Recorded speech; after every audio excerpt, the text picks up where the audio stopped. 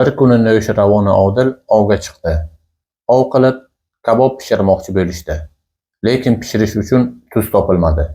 Podshoh xizmatkorlaridan birini tuz olib kelish uchun yaqin oradagi qishloqqa yubordi. Xizmatkor ketayotganida No'shiravon unga qattiq tayinladi. Tuzni puliga sotib olgin, hargiz tekinga olmagin, toki qishloq xarob bo'lmasin va bu narsa odat tusiga kirmasin. Atrofdagilar hayron bo'lib so'rashdi. Aziz podshohim, bitta tuzni tekinga olgandan qishloqqa nima ziyon yetadi? Shunda No'shiravon shunday javob berdi.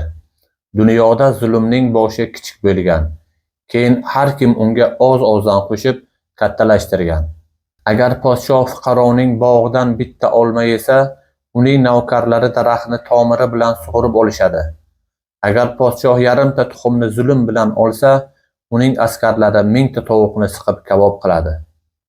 Ko'rib turganimizdek ushbu hikoya kichkina bo'lsa-da, juda katta ma'noga ega. Fikrlaringizni izohlarda kutamiz.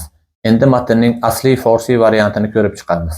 آورده‌اند که نوشیروان عادل را در شکارگاه صید کباب کردند و نمک نبود.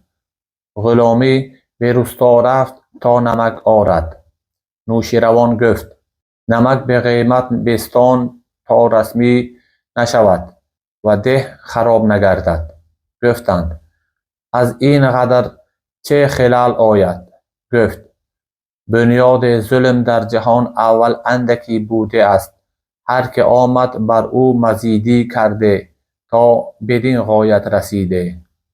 اگر ز باغ رعیت ملیک خورد سیبی، بر آورند غلامان او درخت ز بیخ. به 5 بیزه که سلطان ستم روا دارد، زنند لشکریانش 1000 مرغ به سیخ. Sizlarning fikrlaringizni izohlarda kutib qolamiz. Salomat bo'linglar.